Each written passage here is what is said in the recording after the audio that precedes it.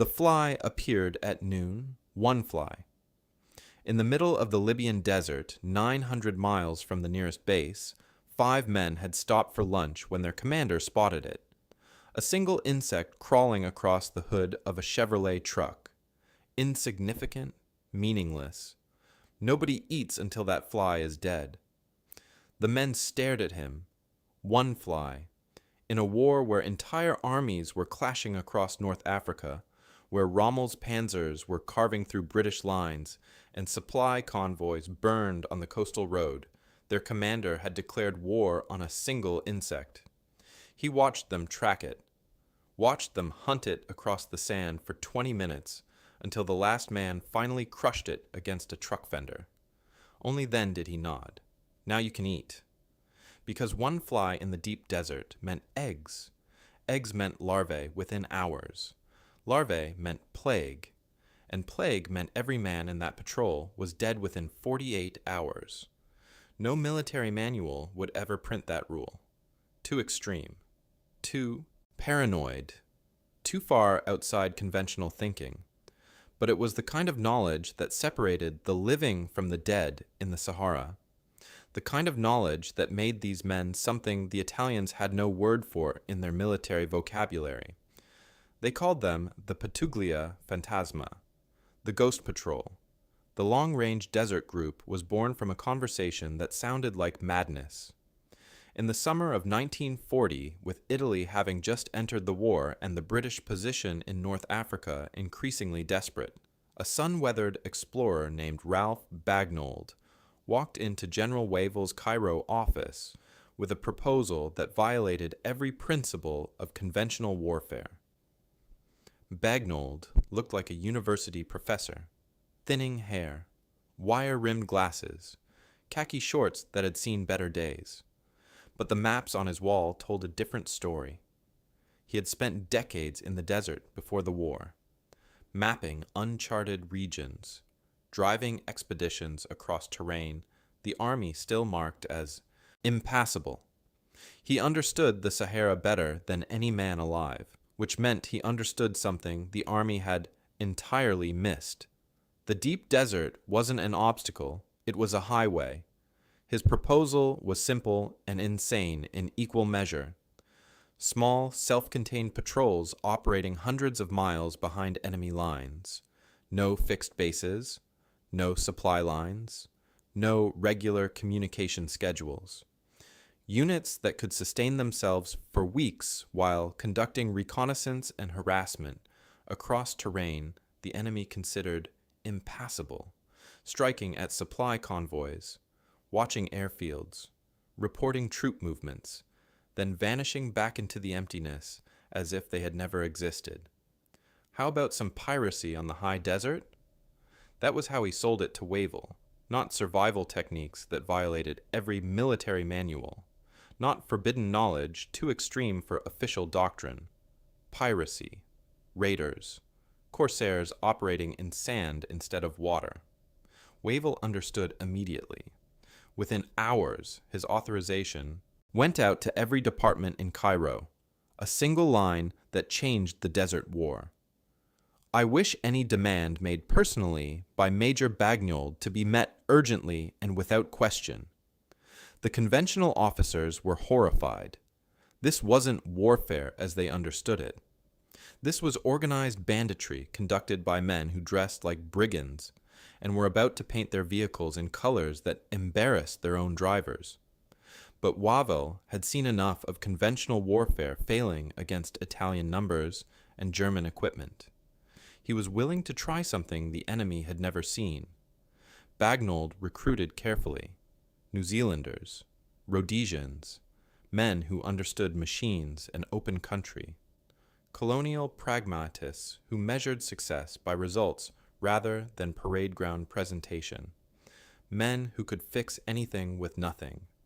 Who wouldn't crack when the desert offered them only heat and distance, and the very real possibility of slow death. The first meetings were tense. British officers faced colonial troops who had little patience for military formality. The New Zealanders were openly suspicious. One sergeant summed it up watching Bagnold brief them. "He's very good with sand, and he thinks he's going to be our special forces commander. I'm out of it." But Bagnold wasn't interested in ceremony. He was building something the enemy had never encountered. And the first thing he built was the trucks. Chevrolet 30-hundredweight models, stripped and rebuilt for desert warfare. Wide, low-pressure tires that wouldn't sink in soft sand. Reinforced suspension for punishment no road vehicle should endure. Radiator condensers that reclaimed every drop of precious water, vapor. Weapons mounted wherever they would fit, Lewis guns initially, then 50 caliber Browning heavy machine guns, captured Italian 20mm Breda cannon, whatever worked, whatever killed, and the paint, shocking pink, bright yellow, colors so garish their own drivers were mortified to be seen in them. Anywhere near Cairo. A guards officer who joined a patrol insisted on regulation olive drab until Bagnold's men quietly repainted his vehicle overnight. His driver refused to drive it near the city, claiming he would rather walk than be seen in such a thing. But in the desert heat shimmer, those carnival colors became something extraordinary. At distance, against the varied rock formations and sand patterns of the deep Sahara, pink and yellow broke up vehicle silhouettes in ways that olive drab never could. The colors that embarrassed conventional soldiers in Cairo turned into ghost camouflage 200 miles behind enemy lines. Another piece of forbidden knowledge that violated every military manual. Navigation was a real art. No roads, no landmarks. Just endless sand that looked identical for hundreds of miles in every direction. Bagnold had developed a sun compass during his pre-war expeditions, a device that allowed accurate bearing calculations without the magnetic interference that made conventional compasses unreliable in the mineral-rich desert terrain. Combined with astronomical positioning using sextants and dead reckoning across terrain that challenged every calculation, the LRDG could navigate to within 50 yards across 500 miles of apparent emptiness. The training that followed was brutal and unlike anything the Army had produced. 2-week patrols covering 1,500 miles of open desert. How to repair a cracked engine sump with banana skins 900 miles from base. How to create ignition points from a cork and safety pin when the originals were lost in a sandstorm. How to maintain direction when exhaustion made navigation impossible. How to sleep while walking. How to ignore pain signals from bodies shutting down under stress that would break normal soldiers. Most crucially, how to be invisible. Water discipline first. 2 swallows every 4 hours. No exceptions. In that heat, the body demanded a gallon. The LRDG gave it 2 measured swallows. Not enough to prevent dehydration, enough to delay death. Men had died from drinking too much too fast, their kidneys shutting down from the shock of sudden hydration after severe deprivation. The discipline that felt like torture was the discipline that kept men alive. Then the deeper knowledge, the survival protocols that would have horrified any staff college instructor. How to read bird flight patterns at dawn to locate distant water sources. How to calculate dehydration rates from urine color and consistency. How to find moisture in plants that looked bone dead. How to extract water from sand that felt completely dry. The Bedouin knowledge that had kept desert nomads alive for centuries passed across the cultural divide to British and Commonwealth soldiers who learned that the people who had lived in this landscape for generations knew things no military manual had ever considered writing down. The LRDG's first patrols began operating in September 1940. By December, Ralph Bagnold was standing in his Cairo office with red pins marking every waterhole between Cairo and Tripoli and 30 Italian supply convoys already destroyed. Marshal Graziani felt the effect before he understood the cause. His Eastern Libya command began receiving frantic radio calls from outposts across the desert, all reporting the same impossible thing: British forces appearing from nowhere, attacking supply convoys on routes that should have been safe, destroying fuel dumps that were carefully concealed, then vanishing without trace, leaving behind burning wreckage and no indication of where they had come from or where they had gone. Graziani panicked. He doubled his eastern Libya garrison strength, from 2,900 men to 5,500 in just 2 months. He halted his advance along the coastal road, convinced he was facing a major British force operating through the deep desert. He redirected supply convoys to routes he considered safer, not realizing that LRDG patrols were already watching those routes and radioing the information back to Cairo. The entire change in Italian strategic posture was driven by 30 men in a dozen trucks. The Italians began to understand something was deeply wrong with their intelligence picture. Attacks were coming from directions that should have been empty. Patrols were being hit by forces that appeared and disappeared without leaving tracks. Supply dumps discovered and destroyed despite careful concealment. The phantom contacts multiplied in radio traffic until Italian headquarters was drowning in reports of British forces that couldn't be located, confirmed, or counted. They gave the attackers a name, Patuglia Phantasma, and the name itself became a weapon. Because fear multiplied everything in the desert: fear of the unknown, fear of ghosts that struck without warning and vanished without trace. Italian sentries began firing at shadows. Radio operators reported contacts that didn't exist. The LRDG had learned to use the enemy's fear as deliberately as they used their machine guns. One patrol in 2 trucks striking and vanishing became a company in enemy reports. A company became a brigade. A brigade became an overwhelming force that justified emergency reinforcement requests to Rome. Sergeant Mackenzie's patrol demonstrated this perfectly in the Libyan sand sea, somewhere on a map that showed nothing but emptiness. 300 yards out, an Italian supply convoy was moving along what its commander believed was a safe route. The Browning 50 caliber was already loaded, safety off. Sight picture acquired. The first burst took out the lead truck's radiator. Steam exploded across the windscreen. The second burst hit the fuel truck. Diesel sprayed across the sand. The third burst caught the ammunition carrier. The explosion lifted the vehicle 6 feet into the air. Pieces of metal and burning canvas rained down across the scattered convoy. The loader slammed another belt into the breach. Last one. Mackenzie didn't look up from his sights. Just squeezed the trigger again. The big gun bucked against its mount. The Italian command truck vanished in a ball of orange flame. Time to go. The Chevrolet lurched forward, wide tires spinning in the sand. Behind them, the convoy was still burning, black smoke climbing into the desert sky like a funeral pyre. In 48 hours, Italian headquarters would receive another panicked radio message, another ghost attack, another supply line cut, and somewhere in Rome, another general would order more troops to hunt phantoms that couldn't be caught. General Ritter von Thoma of the Afrika Korps discovered the surveillance problem the hard way. He was studying intelligence reports that made no sense.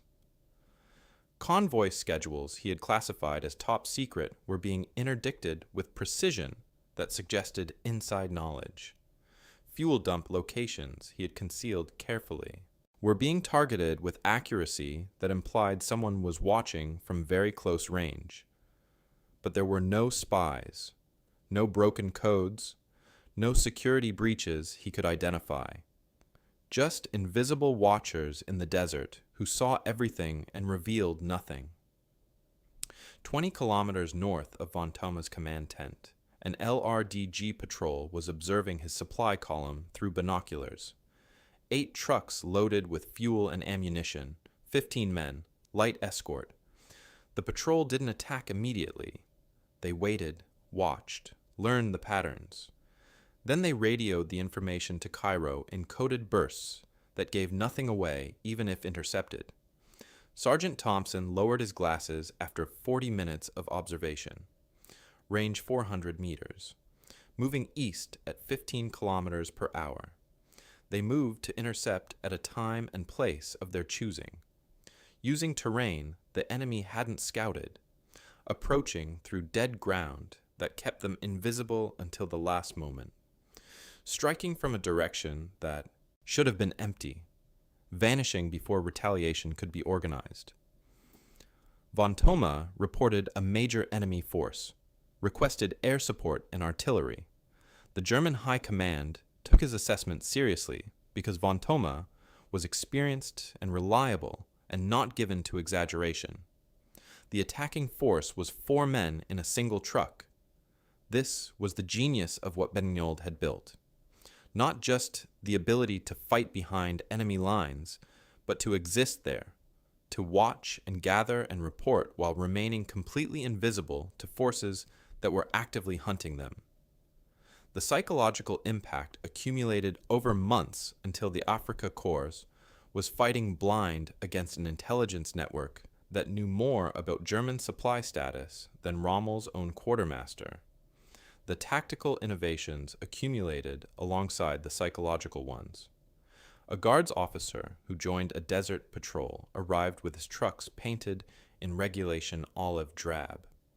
Within days, he had repainted them in shocking pink, yellow, and green. His driver was mortified. I would not dare to be seen in Cairo in such a thing. But the bright colors broke up vehicle silhouettes against varied desert terrain better than any official camouflage pattern, and the officer understood that staying alive mattered more than maintaining appearances. Vehicle maintenance in the deep desert required thinking that would make a quartermaster weep. When the engine sump cracked on Patrol T1, 900 miles from base, the official manual said to abandon the vehicle. The LRDG fitter packed the crack with mashed banana skins. The potassium in the fruit created a temporary seal. The truck made it home. When ignition points disappeared into a sandstorm, standard procedure called for replacement parts from Cairo. The LRDG mechanic carved new points from a cork and fashioned the contact spring from a safety pin. The engine fired on the first try. These weren't desperate improvisations born of emergency. They were systematic. Adaptations developed over dozens of patrols by men who understood that 900 miles from base, imagination was more valuable than any spare parts catalog. The patrol that walked out of Gibel Sherif demonstrated what LRDG survival knowledge meant when everything else failed. 4 men, 200 miles of desert between them, and friendly lines. 1 2-gallon water can between them, no food. Their truck had taken a direct hit from a 20mm cannon during what should have been a light patrol. Driver killed instantly, vehicle burning, no choice but to bail out and run into the desert that surrounded them on every side. Sergeant Hayes checked the water level immediately, half gone already from the impact. He did the mathematics that the LRDG had made into instinct. 200 miles, 10 days minimum walking. The water they had left wasn't enough for 1 day of normal consumption in that heat. New rules, 1 capful every 4 hours, no exceptions. Private Collins looked at the vast emptiness ahead of them and said what they were all thinking.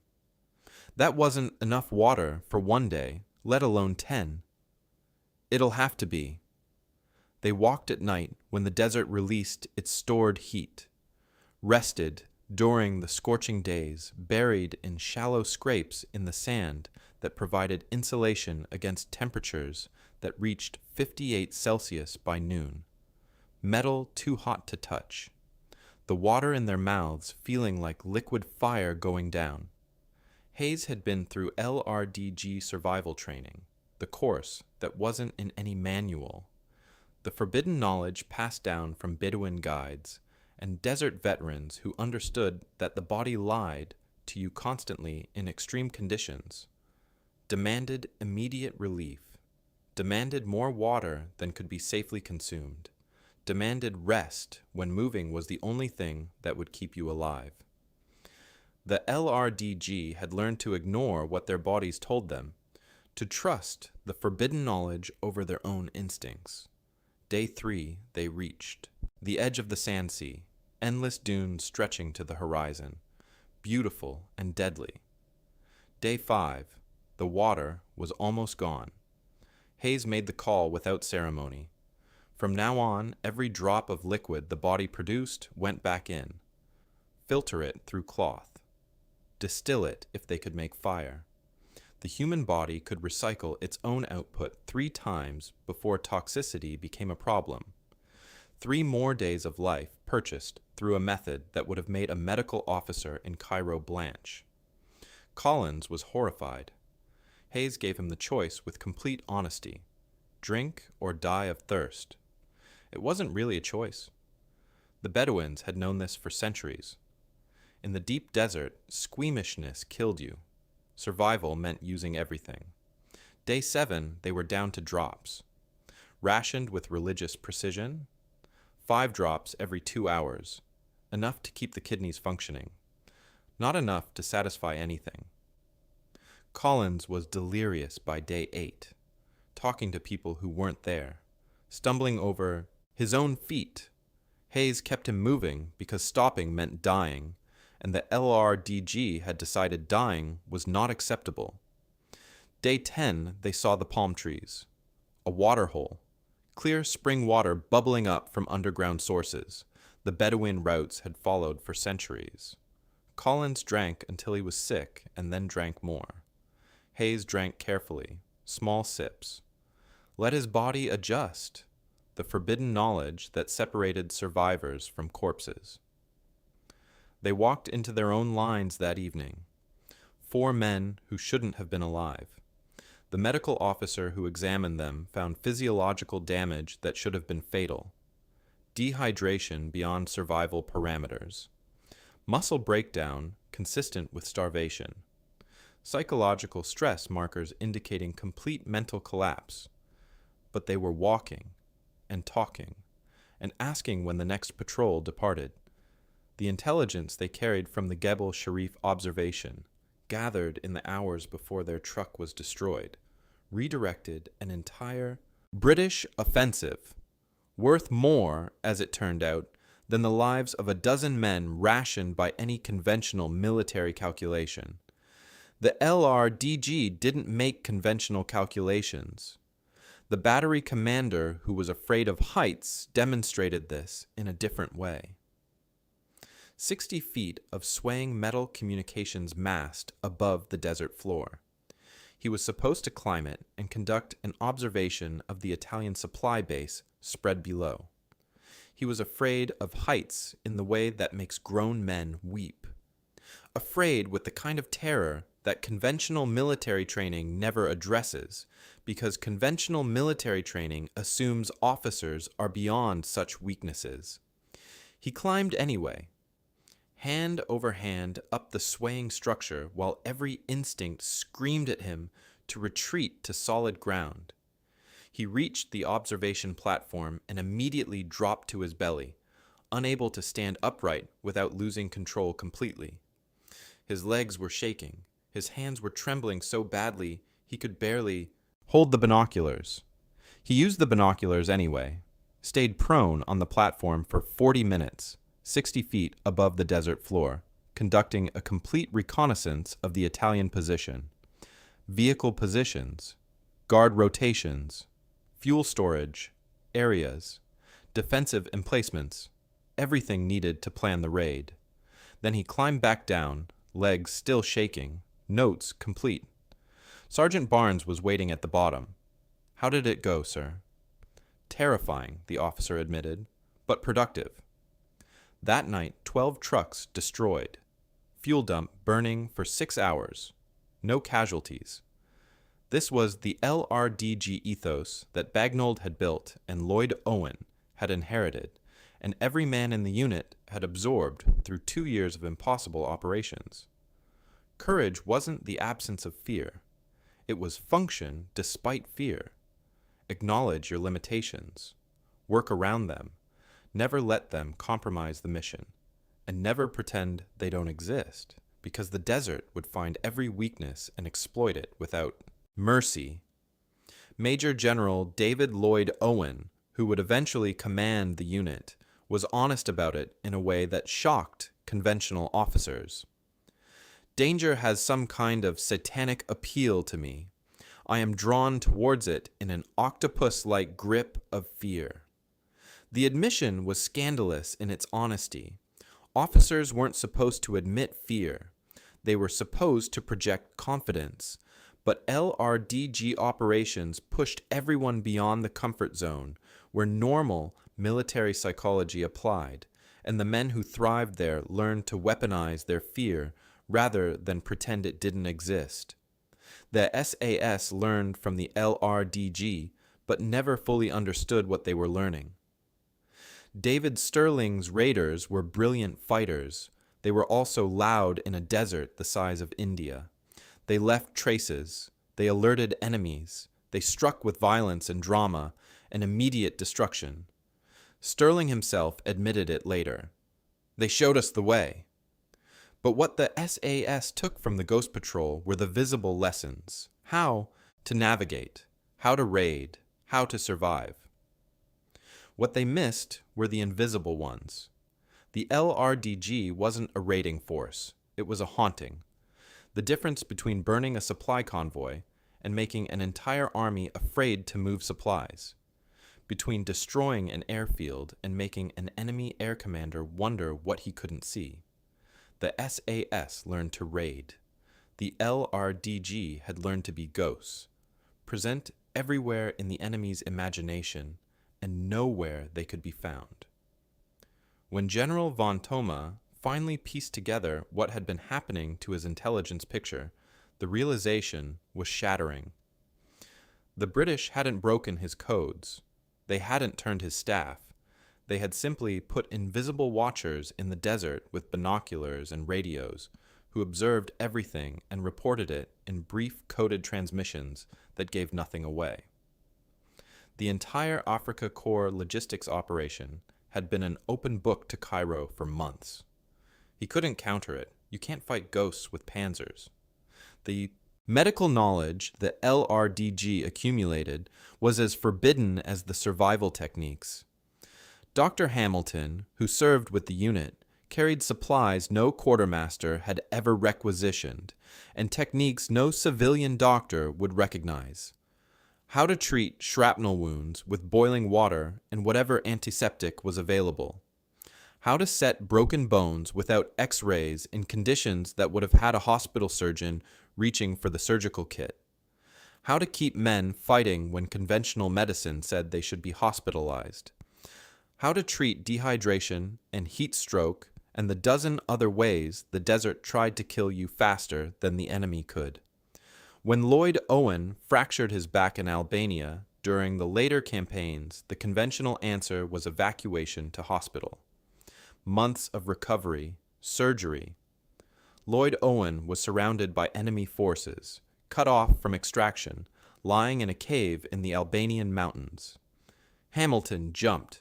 He strapped the medical supplies to one leg and a bottle of single malt whiskey to the other, explained to the pilot that he was quite sure about this, and stepped out of the aircraft into the Albanian night. The canopy deployed with a bone-jarring snap. Below him, hostile terrain, enemy territory. Perfect place to die if anything went wrong. He landed in a boulder field at speed, felt something crack in his ribs, checked immediately that the whiskey bottle had survived intact. It had. Lloyd Owen was exactly where the coordinates said he would be, lying in a cave, back fractured in 2 places, conscious but immobile. "Doc, What the hell are you doing here? House call. Happy birthday, by the way. 6 hours of field medicine that violated every regulation governing medical procedures. Morphine, syrets. Surgical techniques learned in 2 years of desert warfare with no hospital within 500 miles. Improvisation that would have horrified the medical board in Cairo. When Lloyd Owen walked out of that cave on his own 2 feet, badly, and painfully, but walking, the medical board did in fact shake their heads and mutter about proper procedures. But Lloyd Owen was alive, walking, ready for the next mission. The whiskey-delivering doctor parachuted behind enemy lines carried more than medical supplies. He carried proof of the real LRDG legacy. The unit didn't abandon its own, ever, not to the desert, not to the enemy, not to the institutional indifference of staff officers who didn't understand what they were working with. That institutional indifference eventually broke what the desert never could. The Greek island campaigns of 1943 revealed the fatal flaw in military thinking about special operations. Some staff officer in Cairo looked at the LRDG roster, saw elite soldiers with an extraordinary record, and decided they could be used as elite infantry for conventional assault missions, frontal attacks on prepared positions, garrison duty in static locations, everything the LRDG was never designed to do, and everything that stripped away every advantage that made them effective. Major Lloyd Owen tried to explain. They were a reconnaissance unit, long-range patrol specialists, not assault troops. The staff officer wasn't interested. Orders were orders. The landing at Stampilia went badly from the start. No element of surprise. No room to maneuver. Just frontal assault against prepared Italian positions by men trained for desert navigation and long-range observation. The LRDG took 50% casualties in the first hour. These were men who had survived 2 years in the Sahara, who had walked 200 miles without water, who had destroyed 30 Italian convoys and vanished like smoke, dead on a Greek beach because someone in Cairo couldn't tell the difference between reconnaissance and assault. Lloyd Owen stood in the surf watching his best men bleed out. Mackenzie, Barnes, Thompson, Collins. Men who had survived the impossible, dying for a mission that wasted everything they had become. He sent a message to Cairo afterward, short and bitter. LRDG not suitable for infantry operations. Recommend return to desert, roll immediately. The reply came back within hours, denied. Continue current mission parameters. The survivors learned the bitter lesson that military bureaucracy has always taught specialized units. Success in your proper role doesn't protect you when institutions decide you're a generic resource. The forbidden knowledge that made them supernatural in the desert made them merely competent in conventional fighting. The pirates who had terrorized the Italian high command became expensive casualties in someone else's failure of imagination. The knowledge survived the institution. After the war, when the LRDG was disbanded and the survivors scattered to conventional postings, the bureaucrats filed the operational reports as historical curiosities. The unit had served its purpose. The Desert War was over. The peculiar methods of peculiar men were no longer required. But the knowledge couldn't be killed because it had never lived in the files. It lived in the men who had learned that one fly meant death and acted accordingly. That banana skins could seal a cracked engine sunk 900 miles from spare parts. That pink and yellow paint was better camouflage than regulation olive drab when you understood how desert light worked. That human beings could survive conditions that every calculation said should be fatal if they were willing to do things that would get them court-martialed in peacetime. The Italians never forgot the Patuglia Phantasma. Veterans still spoke of them decades later with a combination of fear and grudging respect that no conventional military force ever inspired. The Ghost Patrol that doubled their garrison strength with 30 men. That halted Graziani's advance without a single major engagement. That struck without warning and disappeared into the desert night, leaving nothing behind except burning wreckage and the permanent knowledge that nowhere was safe. The Germans retained their own version of that respect. Officers who had faced the invisible watchers described the psychological effect in after-action reports that German intelligence analysts spent years trying to understand. They captured equipment and interrogated prisoners and studied every operational report they could find. They couldn't capture the essence of what made the LRDG effective, because the essence wasn't in the equipment or the training or the doctrine. It was in the forbidden knowledge passed between men who understood that survival in impossible conditions required techniques that couldn't be written down or officially approved. One fly in the deep desert means eggs. Eggs mean larvae. Larvae mean plague. Plague means you're dead in 48 hours, so you hunt the fly. Not because the manual tells you to, because the manual doesn't know about this, and the man who does learned it from someone who walked this desert long before the war began. Banana skins in a cracked engine sump, cork and safety pin ignition points. Recycled water filtered through cloth until it's more desperation than liquid. Navigation by star patterns older than the army that employs you. Camouflage that horrifies your own officers but confuses the enemy. Fear weaponized and turned back against the people who created it.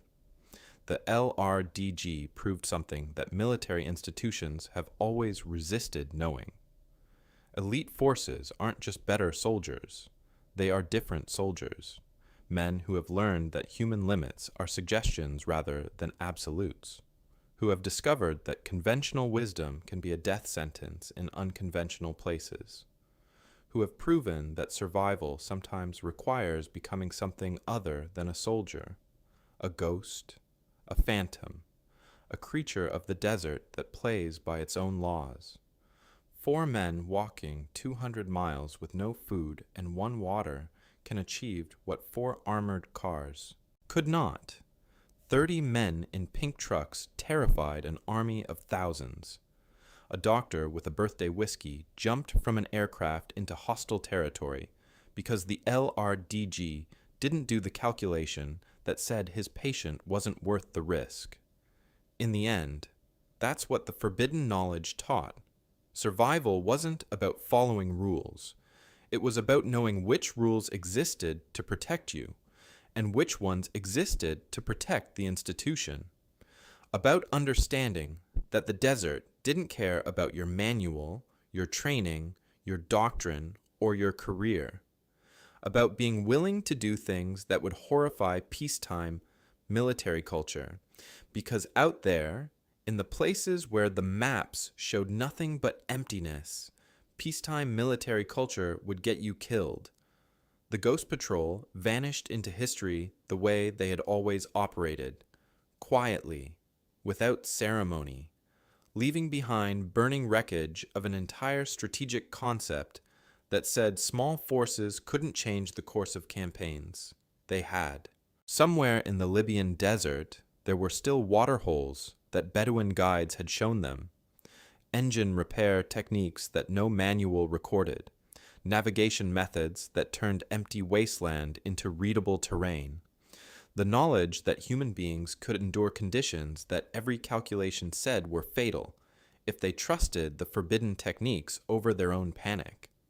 The knowledge remained, waiting, ready for the next generation of soldiers who would find themselves beyond supply lines and radio range and the comforting certainty of doctrine, facing the impossible with nothing but imagination and the willingness to do whatever the situation required. Because in the end, that's what the Ghost Patrol had always been. Not soldiers, not raiders, not special forces in the way that phrase came to be understood. Just men who had learned that the desert killed you when you followed the rules and kept you alive when you understood which ones to break.